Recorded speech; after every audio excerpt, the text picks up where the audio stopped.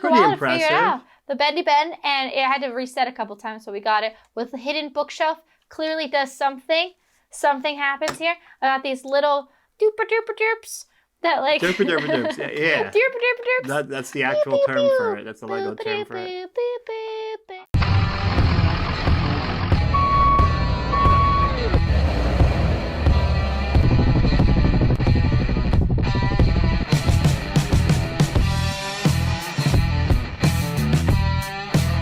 Welcome to another episode of Building Friendships. It's still October, so it's kind of Halloween, haunted, scary nonsense month. I'm your host, John Sosis. Today, my guest, one of my favorite people. She's an actress. She's a producer. She's a writer.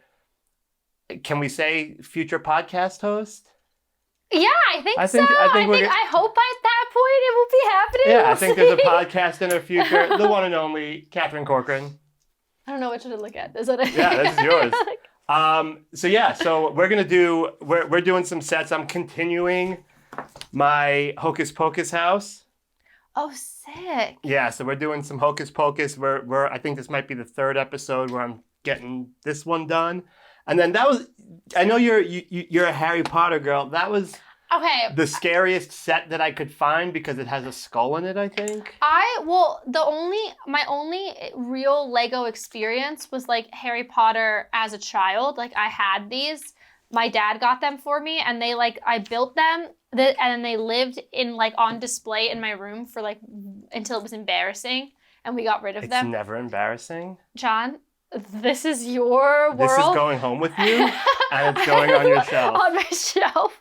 But I have not Legoed in probably 20 years. Well, let's get it going. So okay. We're both East Coasters, and we first met when I came to, it was at the Comedy Store, and you had come, Damien Leone was in town, and he had been talking to Annie Letterman, and you had been talking to Annie Letterman, and she was doing a spot here, and you guys came by to hang out. And I had been talking to Damien separately. He's a Staten Island guy. I'm a Brooklyn guy. So we kind of started chatting and he was coming by the store. So I get out of my car and I come over to the front bar where you guys are.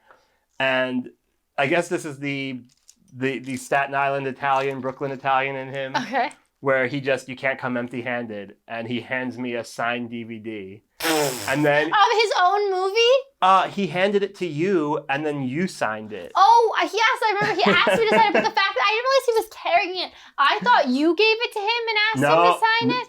Oh my God. The fact that this man, Damien carries his own merch, just in case anybody wants it. Wait. This whole time funny. you thought that I showed up with a DVD for you to sign? No, I thought maybe you guys had done something here at the store, and he just gave it to you. And then you were like, oh, you're here. Will you sign it while you're here? I didn't think it was you brought your own full nerd, but also I wouldn't be totally. Okay, that hurts, Catherine. No, I don't know. That's so funny. This whole time you're like, oh, this nerd who asked me to sign his DVD. No, I didn't think about it, honestly. In the moment, I just kind of ignored it and was whatever.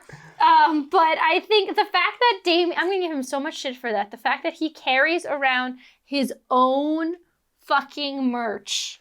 I think this was one of the first times he was in LA. I don't think he carries it around. I thought he was doing something, he was trying to do something nice. And like I said, the East Coast boys were raised right. You don't come empty-handed. You don't come empty-handed, so you bring your own. You bring your own movie. It's so embarrassing. I felt bad taking it. I'm like, this is a steelbook. I really It was a steelbook. It was a steelbook DVD, and it's sitting on my desk right now. It's one of my favorite things, but it's now I'm friends with you, and I'm like, at least he knew his audience. I have to look at her all the time. No, for me it was more of if she ever comes over, she's going to see a signed DVD of hers sitting on my desk. John, I already thought you were a total loser, so it's okay. And here we are. Here we are. Wait, I keep missing things, and then I can't put them... and I can't get them apart again. We're just moving on without it. Sorry. Okay, well, that's going to come back to bite you in a little bit. That's not how that works. So we moved out here about the same time. How long have you been in LA now? About a year and a half. Okay. Oh, so I moved out before you. Okay. Yeah. Have you adjusted, or are you Doesn't want the peace. Are you still adjusting to like LA life? Because you live down by the water. You're in like Yeah. prime like LA territory. Well, you know, like when I lived in New York for like 10 years. Do they hold these? No, they just don't tell me. They're just like put it aside. I lived in New York for like 10 years and I loved it. And I used to say that I was like such a New Yorker, like I would have left like kicking and screaming. So the pandemic happened and it was just like full apocalypse. Like I think on the block next to me there was like one of those like trailers with bodies in it. Oh no. And I was just like, I can't do this. So I went, my family is from Philly, so I went back there and I was kind of like posted up there for a while. And my family was like has a house. It's a very Philly thing to have like a shore house in South Jersey. And they had just, everyone laughs. And they had just you know what it is? Sorry. No, go when for I it. think when I hear Philly, I don't think, oh, she's from Philly. She probably has a house at the Jersey Shore. I think, oh, she's in Philly. She probably riots if the Eagles lose. That too, but also we also all go to like vacation it's not even that you have a house there, like you just vacation there. And they think it's like luxury. But it's like, well, there are really nice parts, but like it's the Jersey Shore. I had like a really excellent video of people like fist pumping in a bus on the way to Atlantic City when I visited recently. It was excellent internet content. I'm telling you, you didn't give me all the things. And I They're know all this. there. Are these There's new? another small bag to your right over there. Maybe it's in there. No. Did you? Okay. Did you? I mean, no. Okay. Yeah, all right. All right. Did you make this before? Break it apart? No, I just opened that box This is right brand there. new. Yeah, it's brand new. The stickers are right there. They have not been used. Oh, that's what the stickers. So yeah, like I was spending a lot of time on the water, and then I did some work out east in Montauk and was back and forth there for a while. And I just found that I really liked, I didn't have to be back in the city anymore.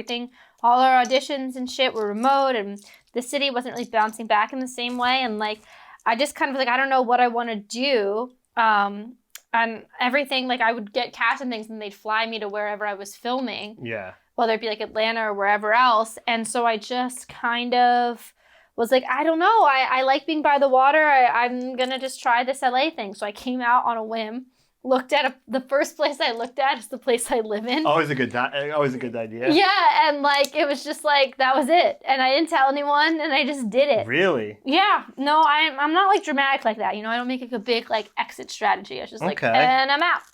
And that was it. And I've been here about a year and a half and it's been, you know, an interesting ride. It's very different than New York for sure. What do you find to be like? Do you find that like for me, LA, you don't have to seek out the industry.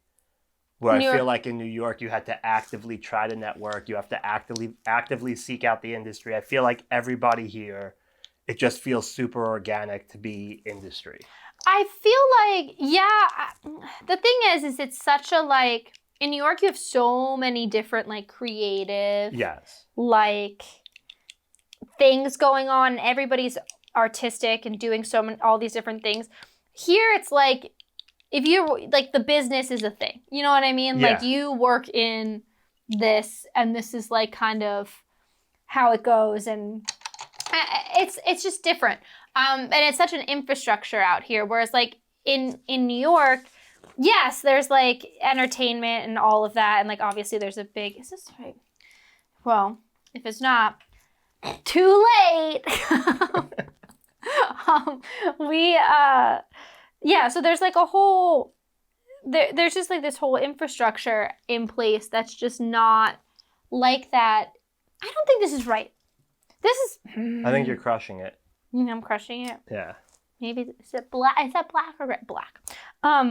Okay, so this was like advice I got when I was really young, and I was acting as a kid, and I was serious about it. So I was looking only at like New York. I was already repped, so I was only looking at New York, Chicago, or LA for like colleges. My parents were like, you have to go to college. So I was like, okay, and I looked at Chicago was out pretty freaking quick because I don't like the cold.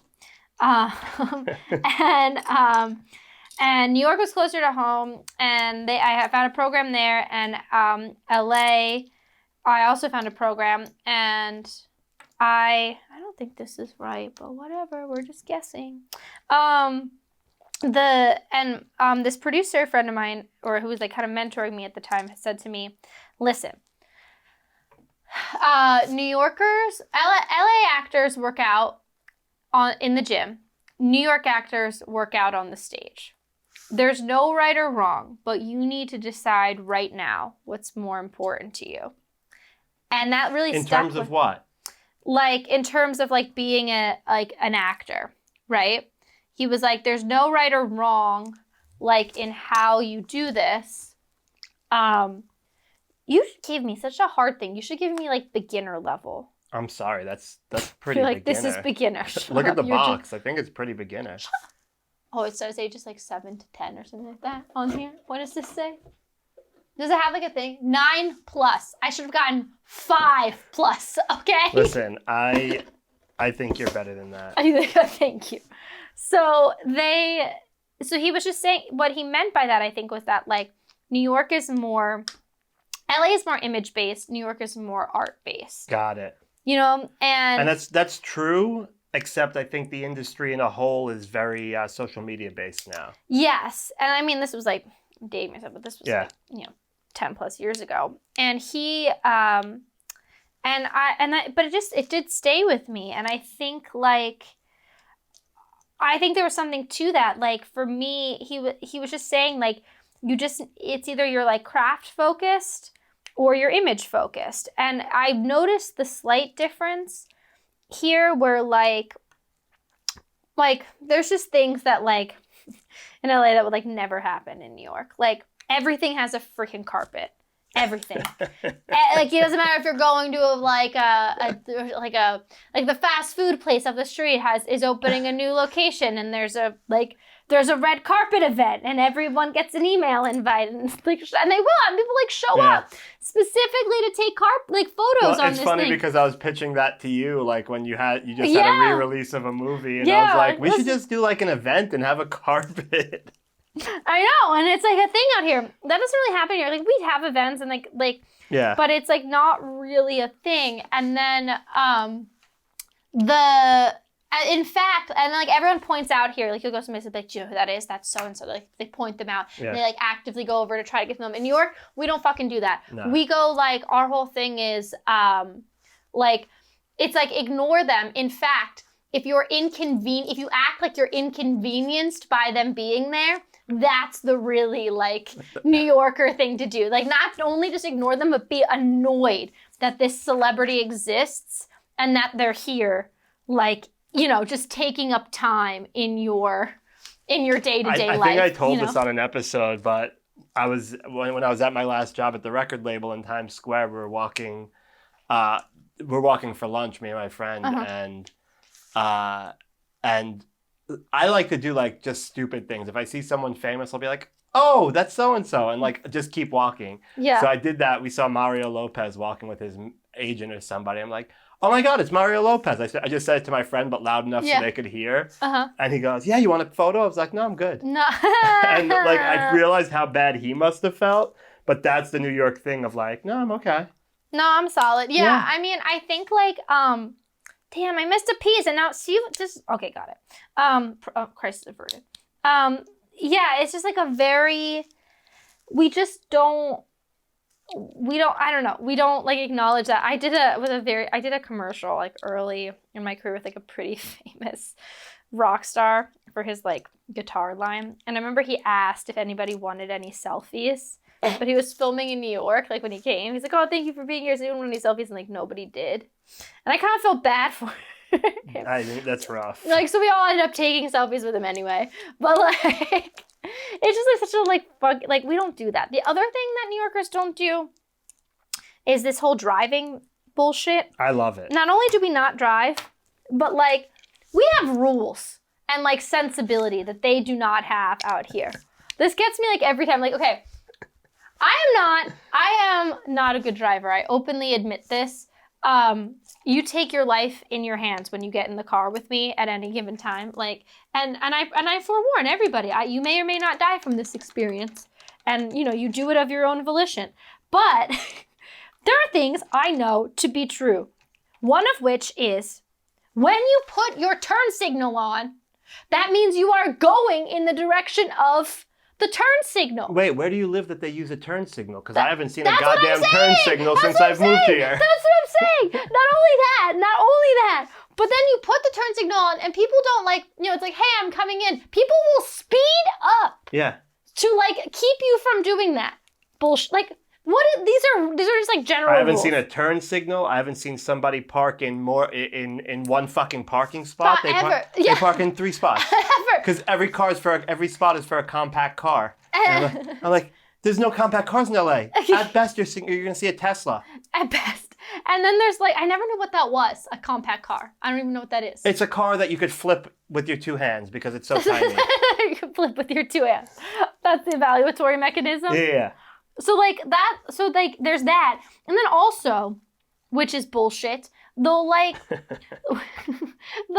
you'll be driving and you know when there's a lot of lanes in Los Angeles, right? And the rules are, and I don't know who didn't tell these people this, but the rule is the left lane is the passing lane. It's the fast people lane. You got somewhere to go, get on the left. And then as you get closer to the exit, you slowly move a little bit to the right. This is common sense. Yeah. Nobody knows this here. You would think they did because they have the carpool lane, which I will say there are great things about driving in LA. Right turn on red, can't do that in New York City. That's true. The carpool lane in New York is 3 or more people. I don't have 2 fucking friends. I have 2 fucking friends. I am your only friend. I was never in the carpool lane in New York. So there are things that I love about LA, but the drivers themselves are some of the worst I've ever seen in my life. No, it's horrific. It's just wait the fucking... Sorry. Wait the fuck that New York came out. How old were you when you realized you wanted to be an actress? Because you started, you told me you started at 19, you started doing some of the trauma stuff. Yeah, but I was doing it way before that. I just I know it sounds really weird. I was just really pretentious and I always knew. I don't think that's pretentious. I think it's rare. Yeah, I guess. I mean, I just when I was, this is very complicated. When I was a kid, you do need this bag. When I was a kid, I don't know, I was just pretentious, and I was always putting on, precocious I guess is the word, not pretentious, or both. I was always putting on shows and stuff in our backyard and shit like that. And my mom was a dancer when she was younger, and so she had me do dance classes and things like that. And what ended up happening was this is similar to New York. They would have tours that would come through, I'm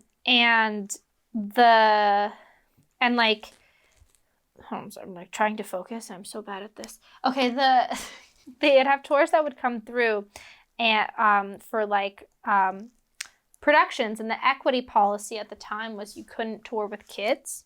So they would have to recast the kids and double cast them in every city that these Broadway and off-Broadway tours and stuff would go to. And so I was they would put stuff up in all the local, whatevers that they are looking for kids. And I would start and I asked if I could audition for it. And after a while, I started booking. And then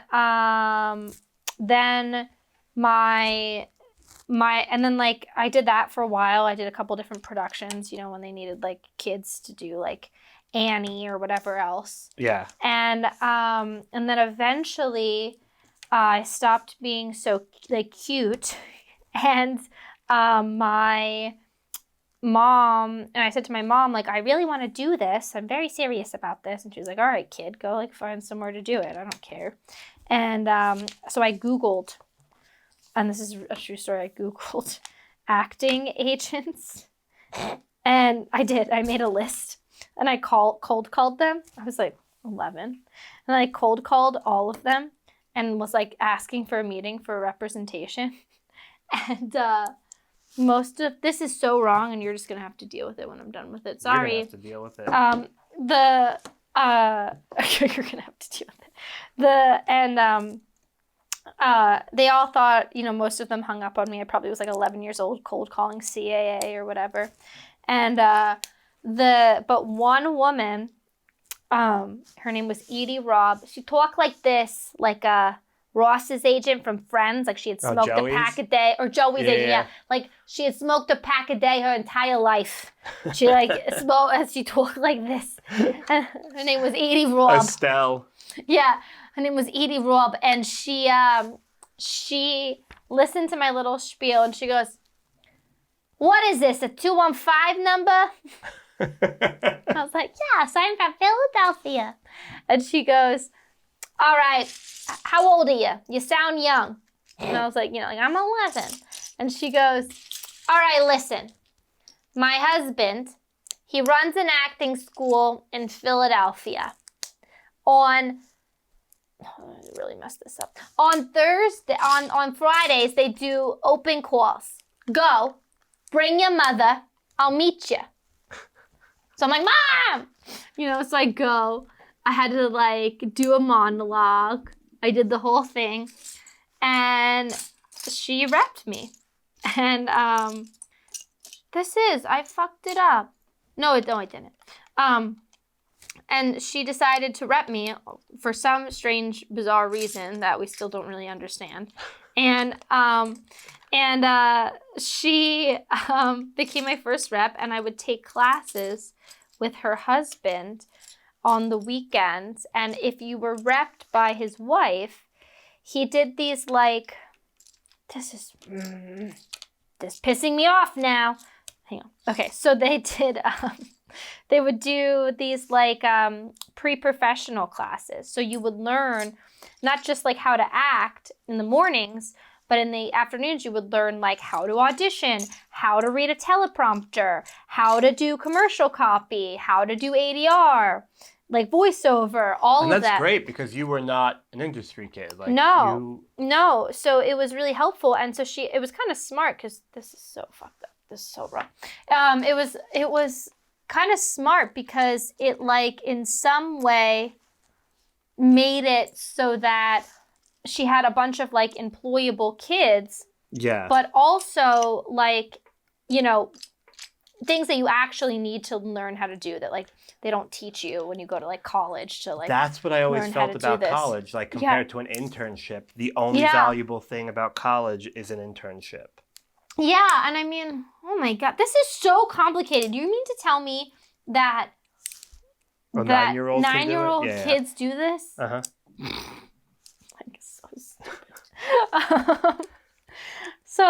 It just kind of like, it's kind of like a weird thing because I do think like I think college is great and valuable, but I think now there's just like, unless you know what you want to do, it becomes a waste of money. And, and there's rarely a way to pay off your debt at this point. Yeah, and I feel like in entertainment, like you learn more by doing, Yep.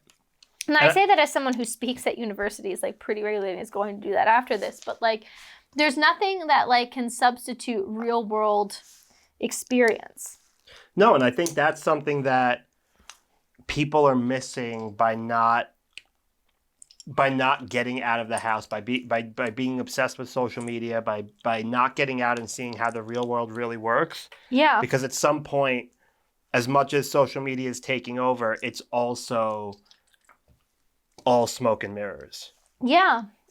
Are you at that point where you're comparing yourself to other people? I used to when I was first starting out all the time. I think it's like inevitable. Everybody, that's the thing. Everybody's comparing themselves to the next person who does something remotely similar to what they do. And now I've just gotten to a point where I think, all a rising tide lifts all ships, and there's room for everybody. And like comparing myself to somebody else it doesn't do anything to help me or them for that matter, because it's just like, I'm never going to be able, everybody brings something different, right? You know this like in comedy and in acting, but like everybody approaches a story differently. That's what makes it amazing. Like what we do, right? Is like, nobody can tell a story the same way that another person can. Yeah. And like, that's why like certain jokes are funny when some people tell it and not funny when other people tell them, you know, or like, and I think that's like what I've come to realize is just that like, you know, all I'm doing in comparing myself to other people is like kicking a stone upstream or whatever. It's never going to do anything. It's completely out of your control. Yeah. And you can't undo what people are getting. And I can't make myself like, why does this not work? I can't make myself more like that other person, no matter how badly I might want to, you know, because I'm never going to be them. Well, that's the weird thing about it. You're at least smart enough to not try, where you see people getting surgeries, you see people doing things to try and be other people. Yeah. And it's just like, that's not what they're looking for. They're not looking for a copy of this person. There's got to be you have to have something unique that's making you desirable. Dude, though, when I first got out here, I got like wrapped up in that for a hot second. Did you? For sure. Not like wrapped up in it, but I was just like hanging around with like the wrong people. And to be fair, it's usually people who are a little bit less experienced. Yeah. You know? But I was just that makes sense. Like hanging out with the wrong people, and like I was new, so I was just like, oh yeah, I guess I don't know what the fuck I'm talking about, and just let other people kind of tell me like how things were. Even though I had like plenty of experience, you know, I kind of just listen to the people, and I started thinking to myself, like, do I need to get this? Do I need to get this procedure? Do I need to be doing this? Do I need to be like, and they were like, this is just how it is out here. It's very easy to get caught up in that. Yeah. I will say that. And I kind of like had to like really like remove myself and like kind of go dark for a little bit and just like I actually, believe it or not, I deleted my social media account. Or I didn't delete it, I just like deleted it off my phone for like a good 3 months. Yeah. And I don't think I would have gone back on if I wasn't asked to for work. Yeah, which is unfortunate, but also the reality of everything. I just felt like happier. I felt like more clear in what I was doing. I was more creative. So let's talk work. The word icon is used when there's something, I mean, this is going to sound stupid, iconic that is done that can be replicated, but it's never been seen or done before, so it will always stand out. Okay. And I think that's what happened to you with your scene from Terrifier, which we'll whatever. Do you now look at that and realize that you've done something that like stands out specifically? No. You don't look at it as anything special? Do you not like? No, I mean, people say that, and I'm so humbled and like honored by that phrasing, right? Like icon, like wow, you know, that's such a crazy thing to call someone, and like, and it, you know, I'm always so like, you know, humbled and like honored when people use that term, but like, that was such a crazy thing to do. Like, I don't even know, upon retrospect, like, well, I never thought it. Damien said to me that night, and he really did. He said, "Are you ready to make horror movie history?" And I looked at him and I said, "Shut up, Damien. Nobody is going to watch this stupid movie." Like, I mean, I probably didn't call it stupid. I thought like movie, you know what I mean? But like, I never thought it was going to be a big thing. And we talk about that a lot. Like, it was a totally different experience for the second film because like it was already such a huge thing. Like they kickstarted for it, or like Indiegogo or something, and the film was so popular at that point, the first film, that they made their goal in like 2 days. And then in 4 days had raised like 5 times that. And then shut down the campaign because they didn't like, it was just like ridiculous at that point. They didn't have enough things to give out. People had like picked all the incentives. And it was like super, apparently like all these people, like all the other actors on it, like on the second film, it was like this competitive thing. They were all like trying, like, you know, the audition process was really competitive. Ours wasn't like that. Damien had to work around us. He had to work around our schedule because we were on bigger jobs, and like he just wanted to work with us. And I think like, I just never, to this day, I've never understood fully, I guess, the magnitude of like what that project is. Yeah, I guess the perspective is different when you got to see the behind the scenes of it, and someone like myself, or like when Katie and I went to Monsterpalooza, you had a never ending line. Like your line didn't stop for autographs at the conventions, which you do a lot of. You're doing it one this weekend. Yeah. So I guess the perspective is different. I was curious how you saw it, which I guess it is very different because Look, you never, I think it's like, someone said this to me, and it's like, you never arrive, right? Like, you win your Oscar, and then you're thinking about, like, the next Oscar, right? Yeah. Like, you never... Well, except for Will Smith. He's not. Yeah. He's banned for 10 years. He doesn't and really he's not worried about that. He doesn't have to think about it. But, like, yeah, I think it's, like, you just never... Nobody ever we're all, you know, we're always just trying to, like, get by and do the next thing. Yeah. And I think what people don't realize about this business is that, like, it's such a grind. It's, like... that's partially like, I mean, we're filming this now, who knows what will happen when this airs, but like, you know, we're on strike right now, and like that's like part of it, right? It's like nobody is like, you do these conventions because like the real secret is that it's the only way anybody really makes any money. Yeah. You know? Like, you're also in that really good spot where you can appreciate that kind of stuff where like if you look, and I'm not saying this because you're my friend, but in a few years from now, you're not going to be able to just sit at a table and have people come up to you. no. Like Jamie Lee Curtis cannot just sit at a oh, table. I thought you meant just because I'd be old.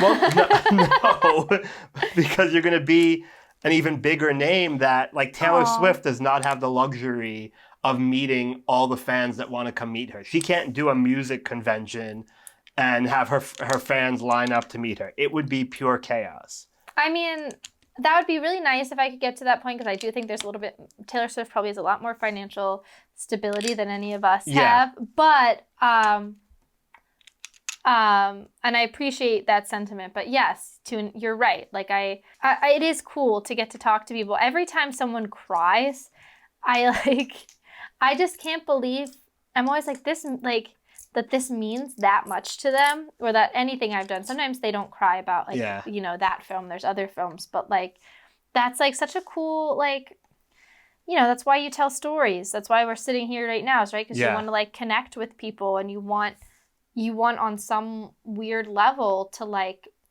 this is so hippy-dippy, but, like, Aristotle talks about in the Poetics that, like, and I say this all the time, but, like, the purpose of storytelling is that it's the closest we can be to understanding another human's suffering without suffering ourselves.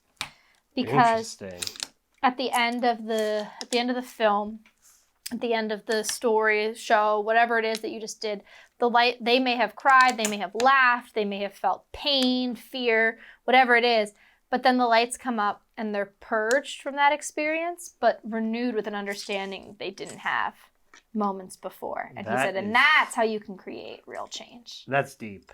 Yeah, man. What is the weirdest interaction you've ever had? And part of that question, have you seen a tattoo of your face on somebody's body? The weirdest I've seen tattoos. I typically get my whole body and not just my face. If you have just my face, I automatically level you up. Because some people don't even have my face. They do the opposite. It's just my body without the head. Like this part that's speaking to you is not important. Oh, God. And the weirdest. There's a lot of weird. It takes a lot to rile me because I'm really weird. I think the weirdest is when people are like cross the line. Like I've gotten followed and stuff like that. Like, well, I think that's the separation like between weird and creepy. Yeah, I'm trying to like really just weird. Because I always find tattoos to be not creepy but weird. Listen. Someone who tattoos a face on them, that to me is more weird than creepy. If you have a tattoo of me on you, it automatically rules you out as someone that I would date. And I feel really bad saying that, but it's true. I mean, it's fair. Like, it rules you out. But that being said, if you had just my face, who knows? Because normally... And that's an unfortunate thing. That's an unfortunate thing for them, because now They have they have a tattoo of you. You won't date them, and now they have to date someone else with your face on their body. That's true. All right, last question. If you could change one thing about yourself, what would it be? This is like so much deeper than I thought this show was gonna be. Listen, it's Lego. It's Lego. It's like heavy. Okay. I think it would be like my self-doubt.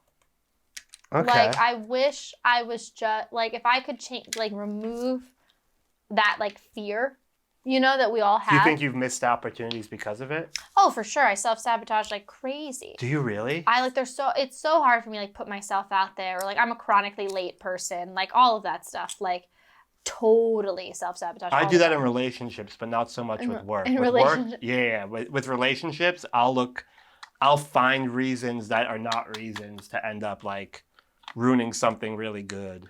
Oh, I do the same thing. I'll like in relationships. And I think it's like this and I also like for men in particular, like you can like fail upwards a little bit, I think. So like I love being a man. Love it. So like I always like I'm so much like men will just put themselves out there. And if it doesn't work out, it doesn't work out, right? With work. But like I'm like always afraid to do that because like you just don't I don't know. I feel like as a woman, like you just don't know, like how it's going to go over. And so I'm constantly like, I wish that fear would go away and I would just put out all the I will make creative projects and not put them out. Like full decks, full scripts, full pitches. That is wild. And just hang on to them. Well, we've spoken about that. You're very similar to me in that you are constantly creating. So it's like crazy to think that you do so much work on the creative side and some of it is probably amazing and will never see the light of day. Maybe it really is terrible and I'm just very self-aware. You know what I mean? Well, that's self-doubt at its finest. Right? But if I could get rid of that trait, I think I would, it would help, in a lot of ways. Well, I think let's wrap it up. Let's see how far you got. Look at this shit.